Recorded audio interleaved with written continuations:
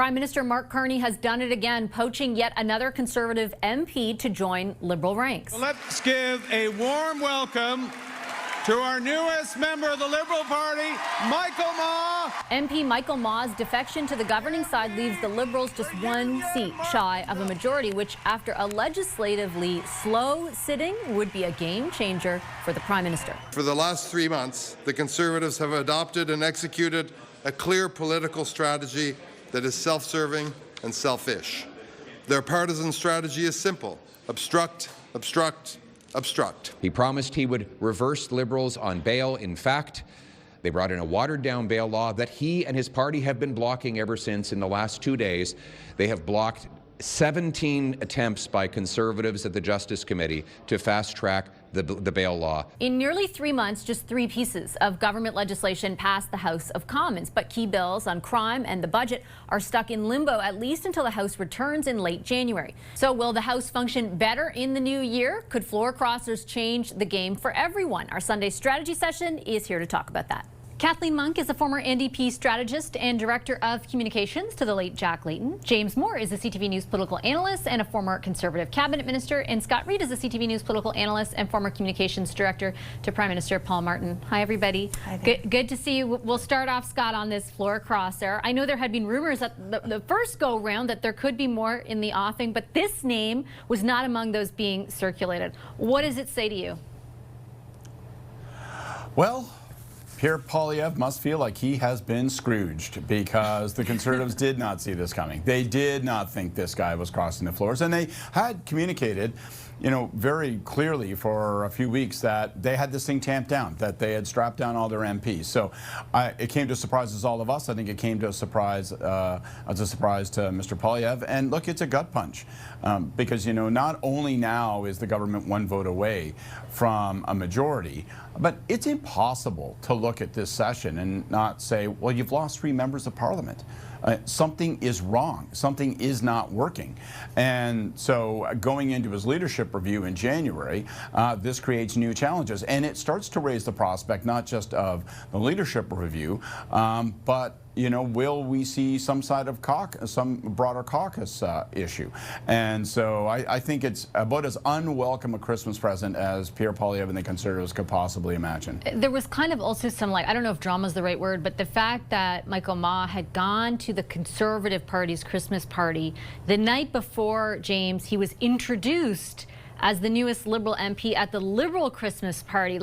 It wasn't just sort of like, I'm gonna do something here that's a big deal. I'm gonna really try to hurt you in the process, it feels like.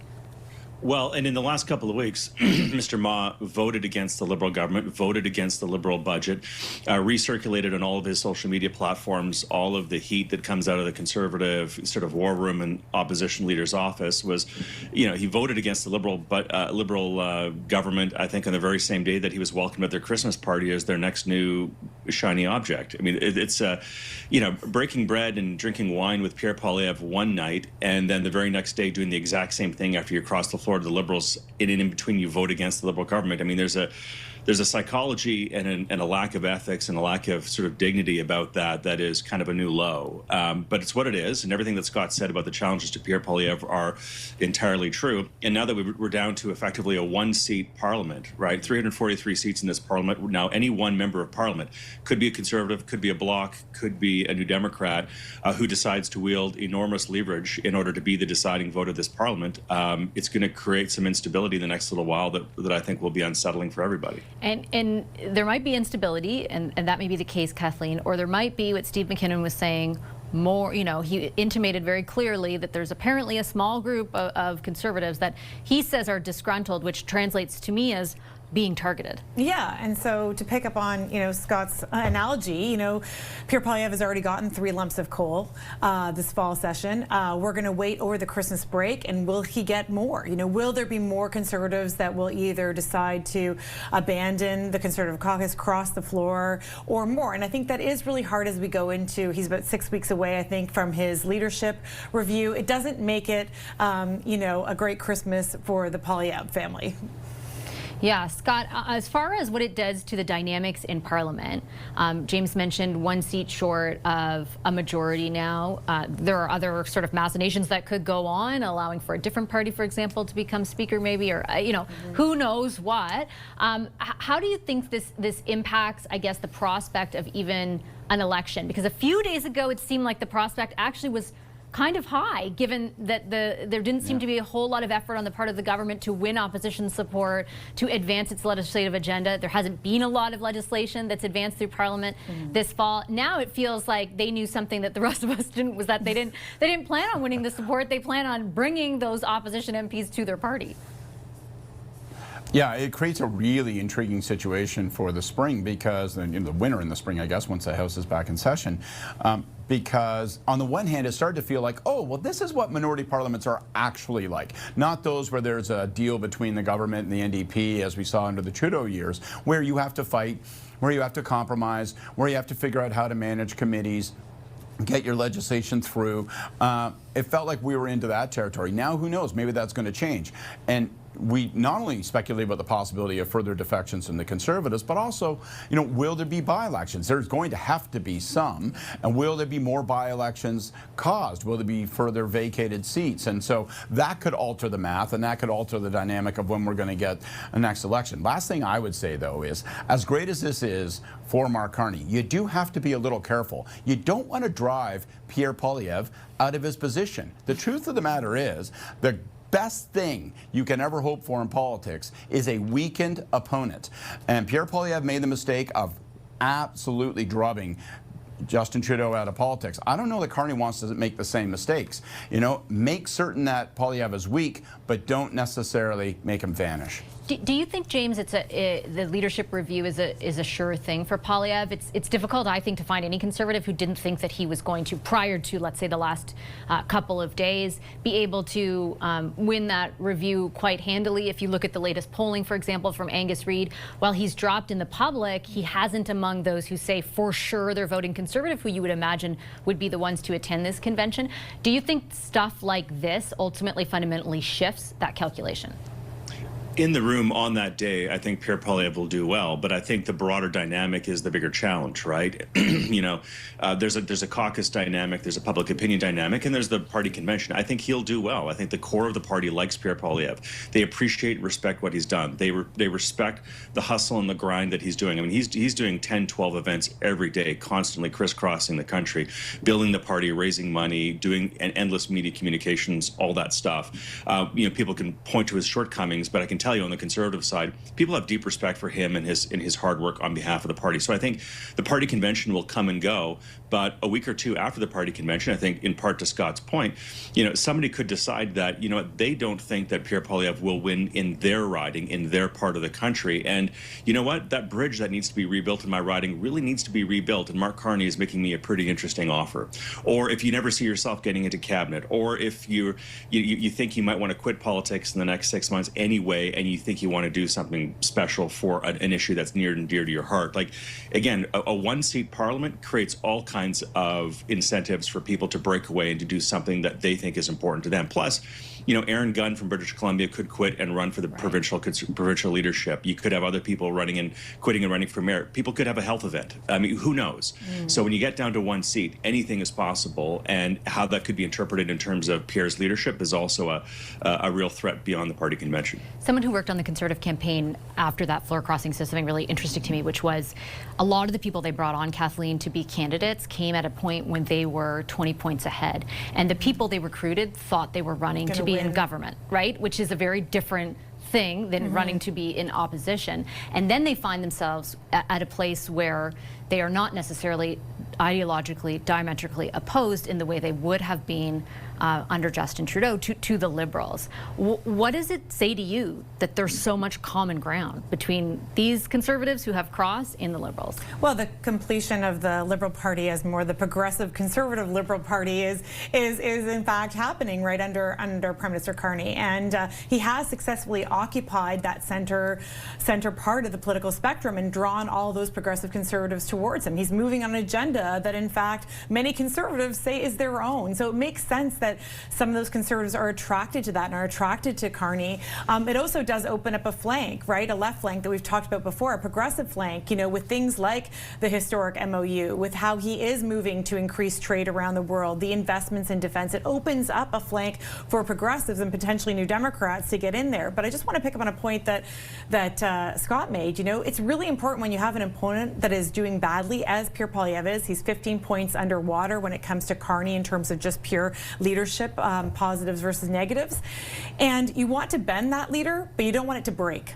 And the worst thing that could happen would be for actually Pierre Poilievre to exit. You know, very similar if you look in the BC context, how John Rudstead now has left. That was a great opponent for Premier Eby, and now he's gone, right, and could face an unknown. So I do think that, you know, keeping Poilievre there in some ways helps Carney to continue. He is not that well liked. It's a bit of the deja vu that we've seen this fall in this parliament, with a lot of the same obstruction and grinding down of committee, a failure for Parliament to work. I think, frankly, it was said in a humorous way last night by Prime Minister Carney, where he said, you know, want to spend Christmas with us or with the cranks, in reference to the Conservatives.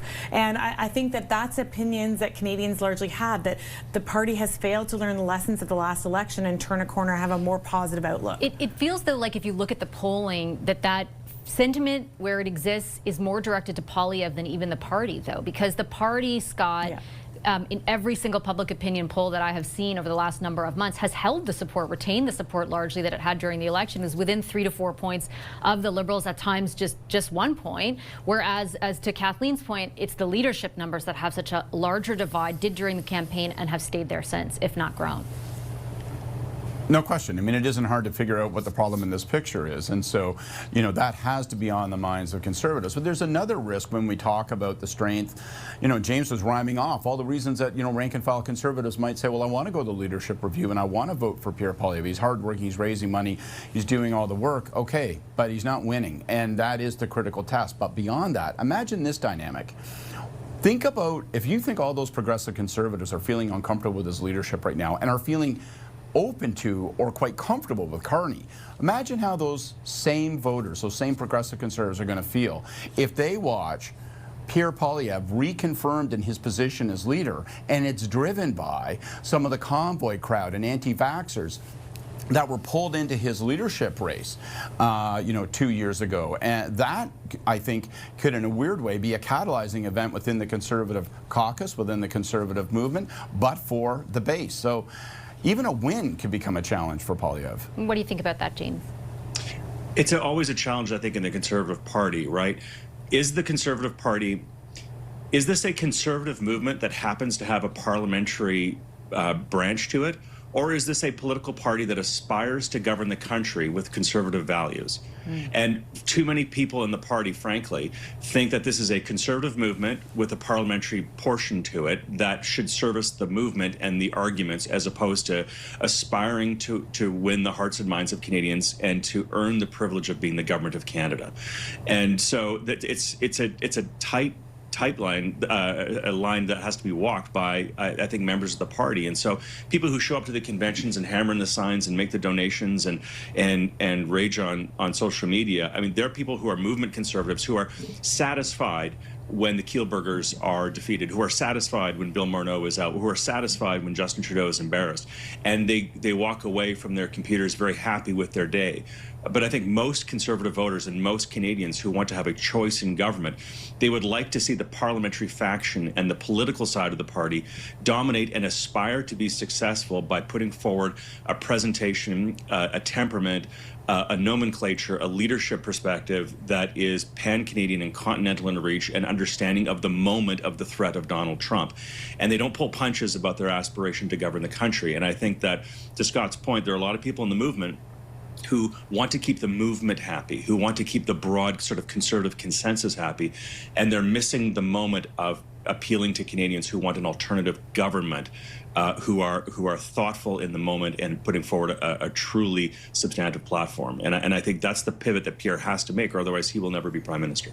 Last word to you, Kathleen. I guess the one thing I would add is that when you're close to power, that can create a lot of discipline among caucus and among party supporters. And now that it seems that Prime Minister Carney, whether by stealth or by luring people, is closer and closer to a majority himself. I think there is a chance, a risk, that we will hear see more fraying of the Conservative caucus. They'll feel, they don't have that discipline of power, or almost grasp to become government themselves. Because they have been so disciplined for years. Right. Pierre Poilievre was elected leader in 2022, and basically you could say they were incredibly disciplined up until April 29th, 2025, and then it's gone off the rails. And I think that, as Carney, whether by stealth or by going into an election, which I think is less likely now in the spring, because he can just get a majority through these floor crossers, as he solidifies that, you're going to see more and more Conservatives probably peel off. I'll leave it there. Thanks, everyone. Really appreciate the discussion. Scott Reid, James Moore, and Kathleen Monk. Coming up, Donald Trump's tariff turmoil. The U.S. Supreme Court could move to strike down nearly half of the president's tariffs. Delaware's #1 customer is Canada. We're going to talk to the governor of that state next.